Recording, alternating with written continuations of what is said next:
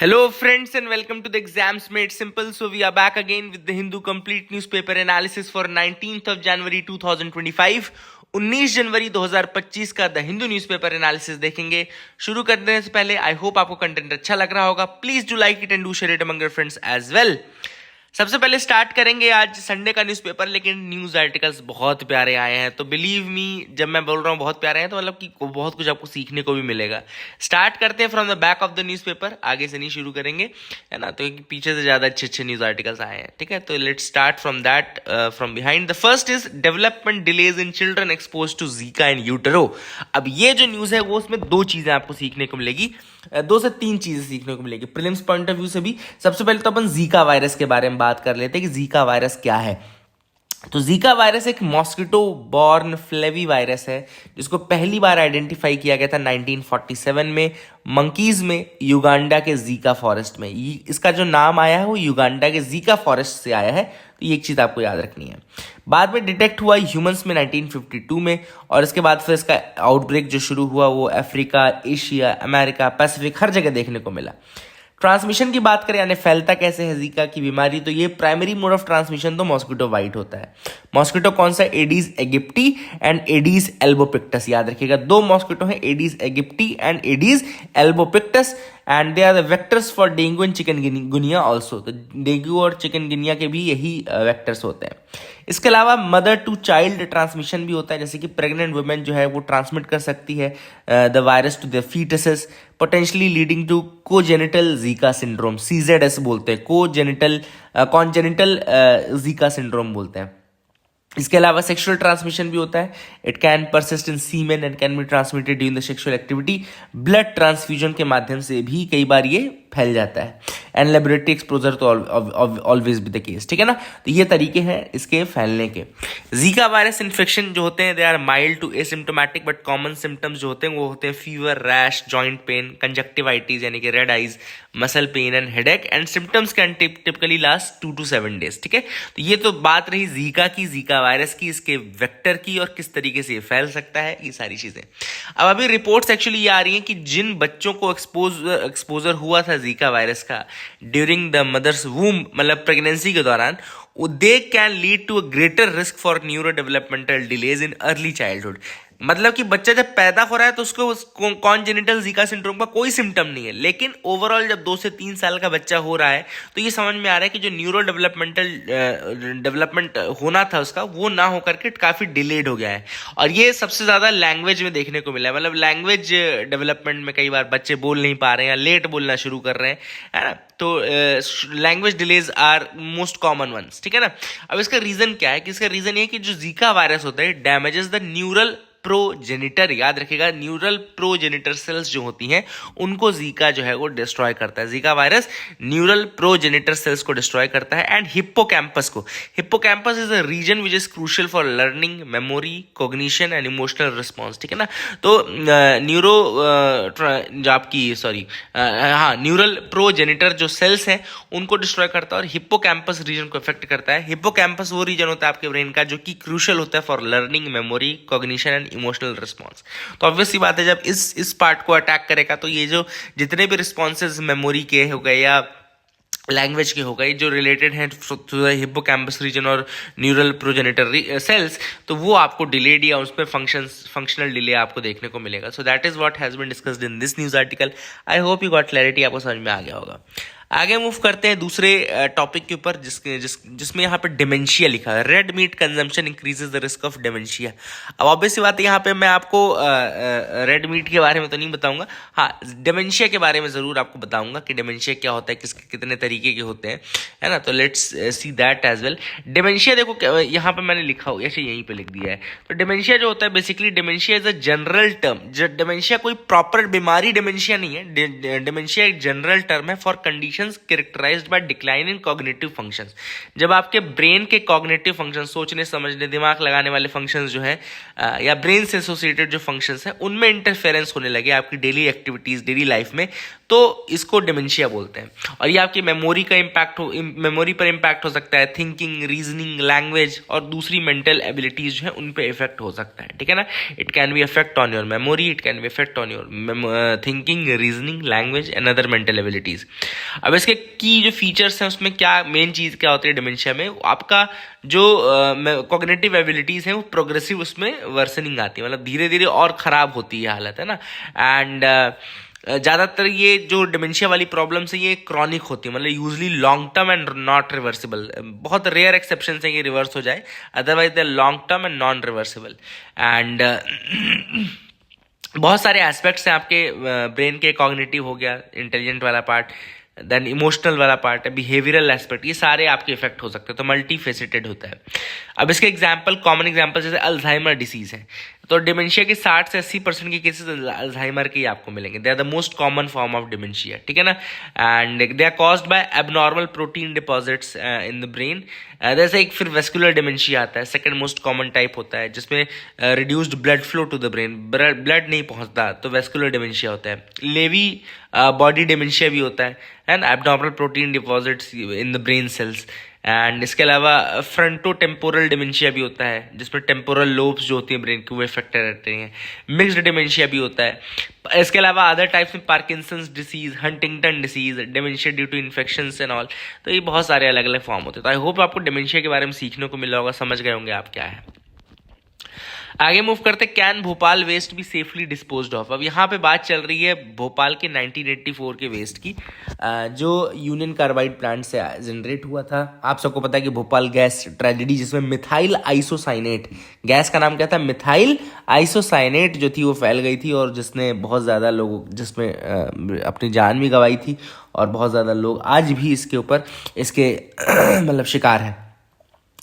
तो अब बात चल रही है इस वेस्ट की, जो अभी रिसेंटली कोर्ट के ऑर्डर के बाद अभी कहाँ जा रहा है, Pithampur industrial area Dhar district में जो है वहाँ ले जाया गया है।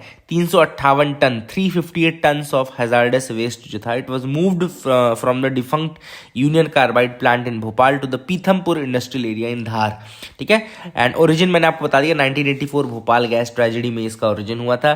मध्य प्रदेश हाई कोर्ट ने डायरेक्ट किया था कि आपको 4 हफ्तों के अंदर ये वेस्ट डिस्पोज ऑफ करना है। प्लान इनका ये था कि वेस्ट जो है वो ले जाएंगे किसी treatment storage and disposal facility, TSDF facility जो बोलते हैं, और मध्य प्रदेश में केवल एकमात्र TSDF फैसिलिटी है पीथमपुर में, इसी कारण से इसको पीथमपुर ले जाया गया। जैसे क्वेश्चन आया कि वाई पीथमपुर ओनली, तो it was selected in 2012 by Supreme Court as the most suitable dispose of site. It houses the only TSDF in Madhya Pradesh with a landfill and incinerator. तो यहाँ पे लैंडफिल भी है और एक इंसिनरेटर भी है। इंसिनरेटर मतलब जहाँ पे जलाया जाता है, तो treatment storage and disposal facility जो है वो केवल मध्य प्रदेश में पीथमपुर में। अब ऑथर ने यहाँ पे कुछ चैलेंजेस बताए कि सबसे पहला चैलेंज तो इन्वायरमेंटल कंसर्न है। जैसे कि लोग कहते हैं कि भाई ग्राउंड वाटर सैंपल जो होता है TSDF प्लांट के पास, वो उसमें क्रॉनिक वेस्ट, उसमें क्लोराइड, सल्फाइड, फॉस्फेट जो होता है, ये सल्फेट जो होता है, ये परमिशन लिमिट से ज़्यादा होता है। लेकिन ऑथर का ये कहना है कि, लेकिन ऑफिशियल्स का ये कहना है कि इसका कोई रिलेशन TSDF से नहीं है, ये नॉर्मल ज्योग्राफी और उसके कारण होता है, ठीक है। पब्लिक हेल्थ जो होती है, पब्लिक हेल्थ को भी इम्पैक्ट पड़ सकता है, ऑब्वियस सी बात है, क्योंकि वेस्ट ही है और कई जगह हो सकता है स्किन या रेस्पिरेटरी एलिमेंट्स होने लगे। देन लोकल प्रोटेस्ट, क्योंकि जो एमिशन है उसके इम्पैक्ट सबने देखे हुए हैं, तो उनको आज भी डर लगता है। तो जो लोकल लोग हैं पीथमपुर के, वो क्यों चाहेंगे कि ऐसा वेस्ट वहाँ पर है। देन टेक्नोलॉजिकल इशूज़ की हैजार्डस वेस्ट डिस्पोजल आपने किया तो है, लेकिन उसके बाद ऐश, रेसिड्यू, इसका भी सिक्योर लैंडफिल कंटेनमेंट किया जाता है, तो वो क्या करने की कैपेबिलिटी, ट्रेनिंग, ये सब चीज़ें हैं कि नहीं है वहाँ के जो लोग हैं। देन इसके अलावा ऑथर ने क्या किया कि गवर्नमेंट ने क्या सोचा है, गवर्नमेंट ने अभी इसको थोड़ा डिले किया और कहा कि हम कुछ अवेयरनेस कैंपेन्स करेंगे पहले, जिसमें हम टीचर, साइंटिस्ट और ऑफिशियल्स के माध्यम से पब्लिक कंसर्न्स को एड्रेस करेंगे, मिस इन्फॉर्मेशन को दूर करने की कोशिश करेंगे। इसके अलावा एक ट्रायल और करेंगे, 90 किलो का एक और इंसिनरेट किया जाएगा 1200 डिग्री सेंटीग्रेड पे, और उसके बाद देखा जाएगा कि क्या एमिशन लेवल से और किस तरीके से उसको हम कंटेन कर पा रहे हैं, ठीक है ना। और अगर लीगल लिमिट से ज़्यादा एमिशन हो रहा है, तो मतलब लीगल लिमिट्स के अंतर्गत एमिशन हो रहा है, तो फिर बैचेस मतलब 270 किलोग्राम के बैचेस में ये कंटिन्यू करेंगे, 3 महीने तक ये डिस्पोजल चलेगा, ठीक है। टेम्पोरेरली इसको हॉल्ट पे रखा गया। तो I hope you got clarity regarding that as well. अगला जो आर्टिकल हम डिस्कस करेंगे, why are the fertility levels declining in India. तो यहाँ पे बात चल रही है फर्टिलिटी लेवल्स क्यों डिक्लाइन कर रहे हैं इंडिया में। तो इंडिया के फर्टिलिटी लेवल्स 1950s में 6.18 था, मतलब कि 1950 के आसपास एक जो तो फर्टिलिटी लेवल, तो आपको पता ना फर्टिलिटी रेट का मतलब क्या होता है। फर्टिलिटी रेट का सिंपल सा मतलब ये होता है, मैं आपको बहुत ही सिंपल शब्दों में बताता हूँ। एक विमेन की जो रिप्रोडक्टिव एज होती है वो 15 से 49 वर्ष मानी जाती है, 15 to 49 मानी जाती है, ठीक है ना, कि 49 वर्ष तक वो बच्चे पैदा कर सकती हैं, ठीक है ना। तो अपनी रिप्रोडक्टिव एज में एक वुमेन कितने बच्चे पैदा करेगी, उसकी एवरेज कितने बच्चे पैदा करेगी, वो फर्टिलिटी रेट कहलाता है। आप सोचो फर्टिलिटी रेट 6 का मतलब क्या हुआ कि 6 बच्चे, मतलब 1950 के आसपास जो था टाइम पीरियड, वहां पे 6 बच्चे। और ये एक कारण भी है मिसिंग गर्ल्स का। The concept of missing girls आपको पता होगा, ये इकोनॉमिक सर्वे में आया था मिसिंग गर्ल्स का कंसेप्ट, कि बहुत सारे पहले के टाइम में जब लोग इतने समझदार नहीं हुआ करते थे, और समझदार तो हुआ करते थे लेकिन मतलब कुल मिलाकर के बहुत ज़्यादा सुपरस्टिशियस थे, प्लस बहुत ज़्यादा उस समय बच्चे लड़का हो ये वाली चीज़ें बहुत चलती थी। गर्ल चाइल्ड के साथ बहुत ज़्यादा डिस्क्रिमिनेशन किया जाता था पहले। तो क्या होता था कि अगर मान लो पहली लड़की पैदा हुई तो दूसरा बच्चा करते थे, दूसरी भी लड़की पैदा हुई तो तीसरे बच्चे की कोशिश करते थे। मतलब उनकी कोशिश ये रहती थी कि जब तक लड़का ना हो जाए तब तक बच्चे पैदा करते रहेंगे। इसी कारण से जब ऐसे बच्चे जो पैदा होते हैं ना, जिसमें ऐसी लड़कियां पैदा होती हैं जो सिर्फ इसलिए पैदा हुई क्योंकि उनको लड़के की चाहती और उन्होंने अगली प्रेगनेंसी की, तो उनको मिसिंग गर्ल्स कहा जाता है। And this concept was mentioned in economic survey. बहुत अच्छा कंसेप्ट था, इसको थोड़ा जरूर पढ़िएगा, the concept of missing girl. And मतलब highly unfortunate but still a concept which you should know, ठीक है। तो एक तो ये चीज़ है। दूसरी चीज़ ऑथर ने ये बताया कि सोचो अब 1950 के टाइम पीरियड के आसपास 6% के आसपास 6% बोल रहा हूँ, 6.18 था टोटल फर्टिलिटी रेट, है ना। और ये 2021 में आते आते 1.9 हो चुका है। 1.9 मतलब कि रिप्लेसमेंट रेट से भी कम हो गया है। रिप्लेसमेंट रेट क्या होता है ये भी मैं आपको बता दूं कि जो रिप्लेसमेंट रेट होता है वो लगभग 2.1 होता है ना। 2.1 का मतलब कि आज की किस फर्टिलिटी रेट में जो नेक्स्ट जनरेशन है वो प्रेजेंट जनरेशन को एज इट इज रिप्लेस कर देगी। मतलब कि उस पॉपुलेशन ना बढ़ेगी ना घटेगी, एज इट इज रिप्लेस जब कर देगी तो उस फर्टिलिटी रेट को बोला जाता है रिप्लेसमेंट लेवल फर्टिलिटी रेट। तो ये 2.1 है, मतलब कि आपने पूरे जो प्रेगनेंसी है की साइकिल है, मतलब कि जो रिप्रोडक्टिव एज है उसमें 2 बच्चे पैदा करें, ठीक है ना। तो दैट इज, इसीलिए बच्चे 2 ही अच्छे, या जो जितने भी 2 बच्चे हैं मीठी खीर, उससे ज़्यादा फिर जितनी भी आपने सुने हैं बवासीर और ये सब, वो सारी चीज़ें इसीलिए लिखी जाती है। 2 इसीलिए चुना गया था क्योंकि वो आपका जो रिप्लेसमेंट लेवल फर्टिलिटी, देखो लिखा भी है below the replacement fertility rate, देखो which is the average number of children a woman should have to replace herself and her generation for the population stability. मतलब कि यहाँ पे भी देखो लिखा भी हुआ है, डेफिनेशन भी लिखा हुआ है, ठीक है। अभी जो ये फर्टिलिटी रेट है और घट सकता है, और 2100 आने तक बेयरली 1 चाइल्ड पर वुमन बचेगा, मतलब 1.04 तक आ जाएगा, केवल एक ही बच्चा हो जाएगा। तो जो ये steep fall in fertility rate है ये कंसर्न भी है, क्योंकि ऑब्वियस सी बात है हम जापान में देख रहे हैं, फ्रेंच जो आपकी यूरोपियन कंट्रीज है वहाँ देख रहे हैं, वहाँ पे अब बच्चे बढ़ाने के लिए कितने प्रयास कर रही है गवर्नमेंट, है ना। ऑब्वियस सी बात है क्यों प्रयास कर रही है कि वहाँ पे जो पूरी वर्कफोर्स पॉपुलेशन बची वो एजेड लोगों की बची। जब आप बच्चे ही नहीं पैदा करोगे तो आपके पास एजेड पॉपुलेशन ज़्यादा हो जाएगी, है ना। एजेड पॉपुलेशन जो है वो इंक्रीज हो जाएगी। तो और कंट्री को तो वर्कफोर्स चाहिए ना भाई, ह्यूमन रिसोर्स चाहिए। ह्यूमन रिसोर्स बूढ़े लोग तो नहीं बन सकते अब, तो इसी कारण से जो एक रिप्लेसमेंट लेवल फर्टिलिटी रेट तो हमेशा आपका होना चाहिए, है ना।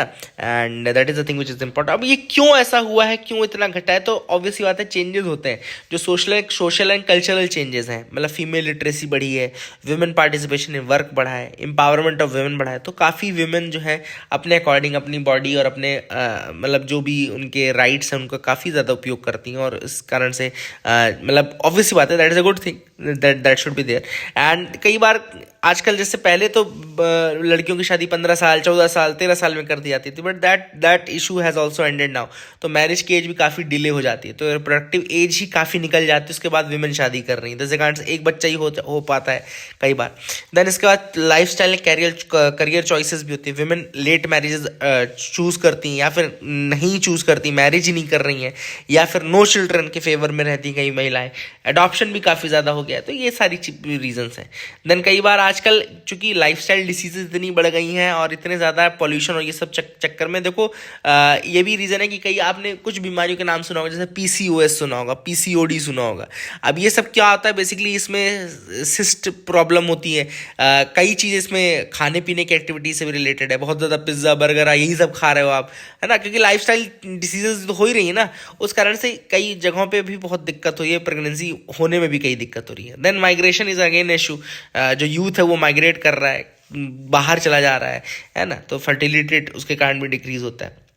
फर्टिलिटी रेट अगर डिक्लाइन होगा तो इसका क्या इशू होगा, इम्प्लीकेशन होगा, तो मैंने पहले आपको बताया कि एजिंग पॉपुलेशन बढ़ जाएगी, वर्क फोर्स आपकी श्रिंक हो जाएगी और health care and social security की ज़्यादा जरूरत होगी, क्योंकि वैसे एजिंग पॉपुलेशन ज़्यादा है ना। एंड सदर्न स्टेट्स में बहुत सारी चैलेंजेस हैं, जैसे कि केरला में डेमोग्राफिक ट्रांजिशन हो चुका है, यूथ माइग्रेशन बहुत ज़्यादा है वहाँ पे, है ना, तो that is the thing which is important. And जो केरला की एजेड पॉपुलेशन है वो 2036 आते आते तक सरपास कर जाएगी चिल्ड्रन को, है ना, चिल्ड्रन की पॉपुलेशन को। So that is again not a good thing for a growing state और फॉर अ डेवलपिंग स्टेट, है ना, तो that is the thing which is important. और केरला ने अपना रिप्लेसमेंट फर्टिलिटी रेट तो 1988 में ही पूरा कर लिया था, मतलब कि 1988 में 2.1 के आसपास आ गया था। और ज़्यादा ह्यूमन डेवलपमेंट इंडेक्स होना भी इस कारण से वो होता है। तो that is what has been discussed in this article. I hope you got clarity. Author ने बस इतना कहा कि भाई इररिवर्सिबल ट्रेंड मत बना लो, ऐसा नहीं होना चाहिए कि आप बिल्कुल मतलब आपके अंदर सिर्फ एजेड पॉपुलेशन नहीं बचे। आगे मूव करते हैं, देखते हैं और क्या इंपॉर्टेंट न्यूज़ आर्टिकल है जिनके बारे में हमको डिस्कस करना है। तो you can move ahead with me, बिल्कुल आप मेरे साथ आगे बढ़ सकते हैं। यहाँ पे एक है, India EU expected to make progress on FTA talks in 2025। तो FTA यानी कि free trade agreement, European countries के साथ इंडिया करना चाहता है, यूरोपियन यूनियन के साथ इंडिया करना चाहता है फ्री ट्रेड एग्रीमेंट। तो that will be a good thing. Obvious रहता है फ्री ट्रेड एग्रीमेंट से आपके बहुत सारे जो टैरिफ्स हैं वो हट जाते हैं, है ना। यहाँ पे हम बात कर लेते हैं पहले आप लोगों से। अब मैं आपको इस आर्टिकल में बहुत अच्छी चीज़ बताने वाला हूँ। इस आर्टिकल में आपको क्या चीज़ बताने वाला हूँ कि बेसिकली क्या क्या तरीके के एग्रीमेंट्स होते हैं। तो एक तो हमने बात की फ्री ट्रेड एग्रीमेंट, तो ठीक है ना, तो मैं फ्री ट्रेड एग्रीमेंट से ही शुरू करूंगा। फ्री ट्रेड एग्रीमेंट एक पैक्ट होता है दो कंट्रीज या दो से ज़्यादा कंट्रीज के बीच में टू रिड्यूस और eliminate tariff, quota and other trade barriers. मतलब जब आप टैरिफ, कोटा और दूसरे ट्रेड बैरियर्स को खत्म करने के लिए एग्रीमेंट करते हो तो that is free trade agreement, है ना। तो इट डज नॉट, इसमें कोई कॉमन एक्सटर्नल टैरिफ नहीं रखा जाता है, मतलब कि दोनों कंट्रीज अपने अलग अलग मेंटेन कर सकते हैं, बस उनको एक दूसरे के लिए टैरिफ हटाना पड़ता है या कोटा हटाना पड़ता है, ट्रेड बैरियर्स हटाने पड़ते हैं। दूसरा होता है preferential trade agreement. Preferential trade agreement में क्या होता है, रिड्यूस होता है टैरिफ इसमें भी, लेकिन कुछ ही गुड्स सर्विसेज पे, है ना, नॉट ऑल, है ना, they are only limited scope होता है, FTA से थोड़ा कम होता है। कुछ प्रेफरेंशियल एरियाज होते हैं ट्रेड के, उनमें किया जाता है।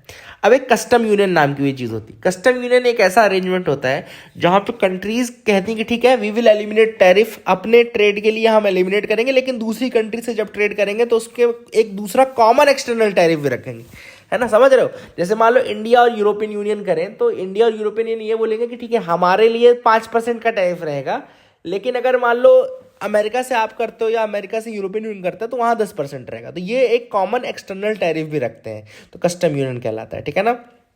जैसे साउथ अफ्रीकन कस्टम यूनियन भी है एक, है ना। तो that is the thing. Common market नाम की भी एक चीज़ होती है। अब कॉमन मार्केट क्या होता है, तो एक कस्टम यूनियन जहाँ पे एक एडेड प्रोविजन ये होता है, allowing the free movement of goods, services, capital and labor between the member countries। तो कस्टम यूनियन जो होता है, कस्टम मार्केट जो होता है, वो कस्टम यूनियन का ही एक एक्सटेंडेड फॉर्म है। क्यों? क्योंकि यहाँ पे एक एडेड प्रोविजन आपने ये डाल दिया कि जो कंट्री इस एग्रीमेंट में रहेगी, कस्टम मार्केट के एग्रीमेंट में, वहाँ पे फ्री मूवमेंट होगा goods, capital, service and labour का, ठीक है ना। देन एक इकोनॉमिक यूनियन भी होता है जहाँ पे मतलब कोऑर्डिनेट करते हैं अपने physical, monetary and social policies को। It's a common market with additional alignment of economic policies. तो ये कॉमन मार्केट जहाँ पे इकोनॉमिक पॉलिसीज भी एक होती हैं, है ना, कॉमन मार्केट जहाँ पे इकोनॉमिक पॉलिसीज भी एक हो जाए तो वो इकोनॉमिक यूनियन कहलाता है। और एक कॉम्प्रिहेंसिव इकोनॉमिक पार्टनरशिप एग्रीमेंट होता है जो कि FTA से भी ज़्यादा ब्रॉड होता है, और इसमें goods, services, investment, intellectual property rights, e-commerce, इन सब के ऊपर डिस्कशन होता है। और बायलैटरल एग्रीमेंट हमेशा दो कंट्रीज़ के बीच में होता है, दो से ज़्यादा नहीं होता। बायलैटरल का मतलब ये दो कंट्रीज़, और वो फिर अपने म्यूचुअल बेनिफिट के लिए टैरिफ घटा सकती हैं, मार्केट एक्सेस को बढ़ा सकती हैं, इन्वेस्टमेंट को बढ़ा सकती हैं, ऑल दिस। तो I hope you got clarity regarding that as well. आगे मूव करते हैं, देखते हैं क्या इंपॉर्टेंट है। यहाँ पे सन टेम्पल कोणार्क उड़ीसा की फोटो है, तो ये देख लो। एक सन टेम्पल और है इंडिया में, मोढेरा गुजरात में, जो क्वेश्चन यूपीएससी ने पूछा भी हुआ है। तो सन टेम्पल मोढेरा गुजरात का याद रखेगा। And it was during the reign of king Bhima one of the Chalukyan, Solanki dynasty जो वहाँ पे थी, तो वहाँ पे तब इसको बनाया गया था, dedicated to sun. And architectural style में इसको याद रखेगा, मारू गुर्जर आर्किटेक्चरल स्टाइल है इसकी। एंड पुष्पावती रिवर है जहाँ पे ये सिचुएटेड है।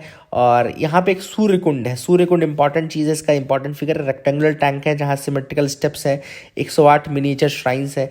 तो that is the thing which is there. Surya Kund is very important. I hope you got clarity regarding that as well. Modhera Gujarat का सन टेम्पल, ये भी याद रखना, ठीक है ना। आगे मूव करते हैं, देखते हैं और क्या इंपॉर्टेंट है। तो survey adds 21 species to Munnar's faunal stock. तो केरला में मुन्नार जो वाइल्ड लाइफ डिवीजन है, मुन्नार वाइल्ड लाइफ डिवीजन, वहाँ पे 24 नई स्पीशीज बर्ड्स की, बटरफ्लाइज की एंड ऑडोनेट्स की, ऑडोनेट यानी कि कीड़े जो होते हैं उनकी ऐड हुई है। तो इसमें पहले तो मुन्नार जो डिवीज़न है उसमें है क्या क्या, तो ये मथिकेटन शोला नेशनल पार्क याद रखेगा, पंबाडुम शोला नेशनल पार्क याद रखेगा, Anamudi Shola national park, then Kurinjimala wildlife sanctuary, Eravikulam national park, Chinnar wildlife sanctuary, Kerala में ही लोकेटेड है सारे, याद रखेगा। Mathikettan Shola, Pambadum Shola, then Anamudi Shola national park, then Kurinjimala wildlife sanctuary, Eravikulam national park, Chinnar wildlife sanctuary, ये सारे नाम याद रखेगा। अब यहाँ पे स्पीशीज़ के नाम लिखे हुए हैं, कौन कौन से बर्ड्स के स्पीशीज़ हैं, क्या है। तो देखो बर्ड के जो स्पीशीज़ हैं वो मैंने आपको बता दूं, नाम याद रखें, क्योंकि यूपी से आजकल पूछता ना कि ये काहे के स्पीशीज़ हैं, ऐसे 4-5 नाम लिख देगा, बोलेगा किसके स्पीशीज़ हैं। तो बर्ड्स के जो स्पीशीज़ ऐड हुए हैं, तो ब्राउन हॉक आउल, आउल से याद रहेगा, बैरेड बटन क्वेल, क्वेल से याद रहेगा, स्पॉटेड आउलेट याद रहेगा, मोटल्ड वुड आउल, ये भी बन जाएगा। बाया वीवर, हाँ ये वीवर जैसे बाया वीवर, अब ये भी बर्ड की स्पीशी है। रेड मुनिया, ये भी बर्ड की स्पीशीज है। रिचर्ड्स पिपिट, पिपिट तो चलो बर्ड होती है, याद रखेगा। जर्डन्स बुशलार्क, बुशलार्क भी याद रहेगा। गोल्डन हेडेड क्रिस्टिकोला, क्रिस्टिकोला मेरे को नहीं पता था, तो याद रखेगा। Then large grey babbler, babbler तो चलो पता है। Chestnut bellied nuthatch, ये नहीं पता था, chestnut bellied nuthatch. तो ये स्पीशीज जो हैं बर्ड की स्पीशीज हैं, याद रखेगा। देन यहाँ पे बटरफ्लाई की जो स्पीशीज है उनके नाम देख लीजिए। Red disc bush brown, Palni bush brown, तो बुश ब्राउन वाली समझ लो ये बटरफ्लाइज हैं। Then Palni fritillary, then Palni fourring, Nilgiri fourring, Nilgiri clouded yellow and Nilgiri tiger was observe. यहाँ पे ग्रास ज्वेल, ग्रास ज्वेल याद रखिएगा, बटरफ्लाई की है, the smallest butterfly in the state. तो केरला की स्मॉलेस्ट बटरफ्लाई जो है ग्रास ज्वेल है, ये चिन्नार वाइल्ड लाइफ सेंचुरी में काफ़ी ज़्यादा पाई जाती है, ग्रास ज्वेल याद रखिएगा। इसके अलावा southern bird wing, southern bird wing जो है ये जो है आई थिंक मोस्ट अबंडेंट है, it is the largest Indian butterfly. पूरे इंडिया में सबसे जो लार्जेस्ट बटरफ्लाई वो सदर्न बर्ड विंग ही है, largest Indian butterfly southern bird wing, ये भी ऑब्जर्व हुई है, ठीक है। इसके अलावा ओडोनेट्स की जो स्पीशीज़ है उसमें क्या क्या आता है, तो क्रटीला लिनियाटा कैलवर्टी, क्रटीला लिनियाटा कैलवर्टी, then Macrodiplax cora, then Palpopleura sexmaculata, then Tholymis tillarga and Lestes elatus Hagen, याद रखिएगा। ये भाई साहब बहुत खतरनाक स्पीशीज है जो भी हैं, बट बर्ड्स की और बटरफ्लाइज की तो याद रखना, ओडोनेट्स की तो फिर भी आपसे नहीं पूछेगा। So that is it for this video. I hope you like our video. Please like and subscribe, keep loving us, keep sharing us. Thank you, have a nice day.